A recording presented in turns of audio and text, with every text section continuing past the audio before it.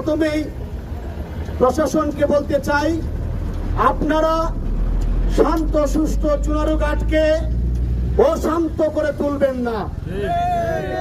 আমি আপনাদের বলতে চাই, সুমন ভাইকে যারা হত্যার হুমকিদাতা তাদেরকে অতি দ্রুত আইনের আওতায় এনে দৃষ্টান্তমূলক শাস্তি প্রদান করবেন।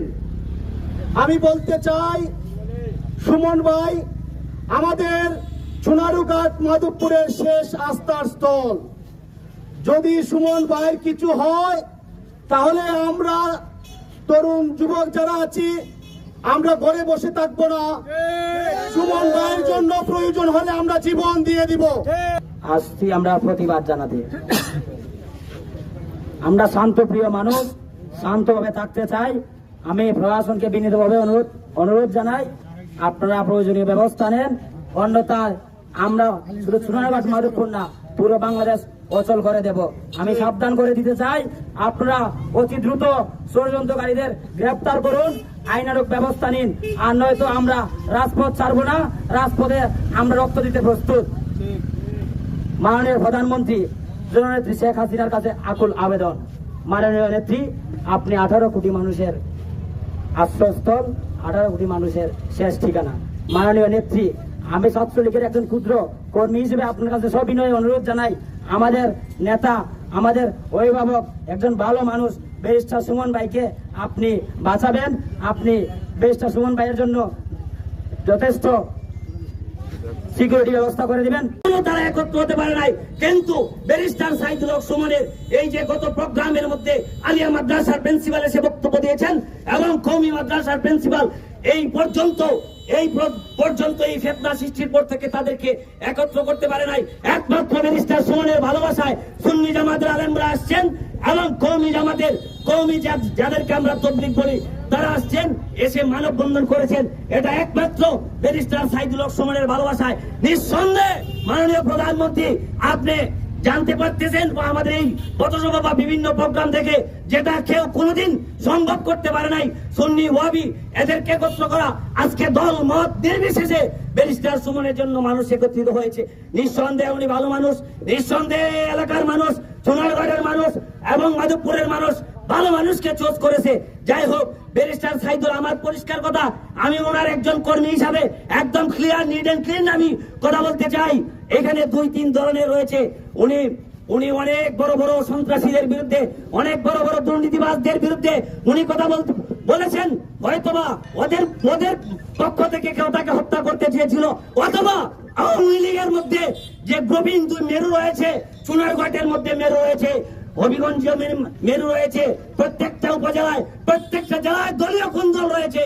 আমি আজকের এই পথসভা মানববন্ধনের মাধ্যমে আমি সমস্ত এই কুন্দলকারীদেরকে বলতে চাই এবং মাননীয় প্রধানমন্ত্রী সহ আওয়ামী লীগের যারা রয়েছেন অভিভাবকদেরকে আমি আহ্বান জানাতে চাই, এই সমস্ত কুন্দলের প্রতি আপনারা নজর দিবেন এবং যারা কুন্দল সৃষ্টি করে তাদের মন উপড়ে ফেলে দিবেন। আজকে আমি এইটাও সন্দেহ করি, চুনারুঘাটে যে ব্যাপকভাবে আমাদেরকে অনেক সময় অনেকে আমাদেরকে হুমকি দামকি দিয়েছে 7 তারিখের পরে দেখে নিবে। যাই হোক, চুনারুঘাটের রাজনৈতিক কুন্দলের কারণেও হতে পারে, এটা খতিয়ে দেখার জন্য। এবং যাদের বিরুদ্ধে, সন্ত্রাসীদের বিরুদ্ধে, অন্যায়কারীদের বিরুদ্ধে ব্যারিস্টার সাইদুল হক সুমন কথা বলেছেন, ওদের মধ্যে থেকে হতে পারে। শুধুমাত্র বড় বড় সন্ত্রাসীদেরকে চিন্তা করলে হবে না, ছোট একটি মানুষও কিন্তু ব্যারিস্টারকে চুনারুঘাটের কোন রাজনৈতিক কুন্দলের কারণেও কিন্তু তাকে হত্যা করতে পারে। কি বলেন আপনারা?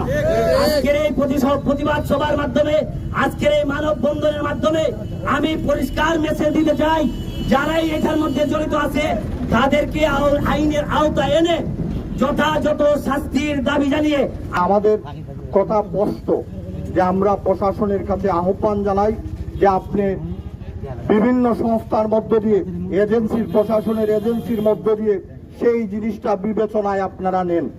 যারা ব্যারিস্টার সাইদুল হক সুমনের বিপক্ষে নির্বাচন করেছে বিভিন্ন দলের, তারাও আজকে ব্যারিস্টার সুমনের পক্ষে আজকে কোনো আপোষ নাই। আমরা ব্যারিস্টার সুমনের ভালো কাজের জন্য আমরা আজকে এখানে সমাবেত হয়েছি। এই জিনিসটা আপনারা যদি লক্ষ্য করেন, যারা নৌকার নির্বাচন করেছে, যারা ইগলের করেছে, যারা নির্বাচন বর্জন করেছে, এখানে 3টা পক্ষ এক হয়েছে। তাই আমি প্রশাসনের কাছে আহ্বান জানাবো অনতি বিলম্বে যে আমাদের মানবতার পেরিওলা ব্যারিস্টার সাইদুল হক সুমন, চুনারঘাটের মানুষের অত্যন্ত হৃদয়ের মানুষ, চুনারঘাটের উন্নয়নের দ্বারক বাহক যাকে বলা যায়, এবং চুনারঘাটের অসংখ্য ভালো কাজের রাজসাক্ষী হিসাবে ইতিমধ্যে চুনারঘাটবাসীর হৃদয়ে স্থান করে নিয়েছেন। তাই ব্যারিস্টার সুমনকে চুনারঘাটবাসী কেন সারা বাংলাদেশের মানুষের হৃদয়ে স্থান করে নিয়েছেন সেটা মুছে ফেলা যাবে না। তাই আজকে প্রশাসনের কাছে আমাদের জোর দাবি, অনতি বিলম্বে ব্যারিস্টার সাইদুল হক সুমন এই সপ্তাহে চুনারঘাটে আসতে পারেন নাই, এটা আমরা অত্যন্ত কষ্ট পেয়েছি এবং আমাদের চুনারঘাট উন্নয়ন থেকে বঞ্চিত হয়েছে। উনি যদি আসতেন আরো অসংখ্য রাস্তাঘাট সহ মসজিদে উনি অনুদান দিতেন, সামাজিক অনুদান দিতেন, সেই সব থেকে চুনারঘাটবাসী বঞ্চিত হয়েছে। তাই আমরা প্রশাসনের মাধ্যমে রাষ্ট্রের সর্বোচ্চ পর্যায়ে আমরা আহ্বান জানাই যে আমাদেরকে উন্নয়ন থেকে বঞ্চিত করবেন না, যে আমাদের যিনি উন্নয়নের জবাবদিহিতা নিশ্চিত করেন উনাকে আমাদের মাঝে ওনার স্বাচ্ছন্দ্য মতে চলার ব্যবস্থা করে দিবেন এবং ওনার প্রয়োজনীয় নিরাপত্তা ব্যবস্থা জোরদার করবেন, এই আশা এবং প্রত্যয় ব্যক্ত করে আমি আমার কথা এখানেই শেষ করছি। আল্লাহ হাফেজ। বাংলাদেশ জিন্দাবাদ।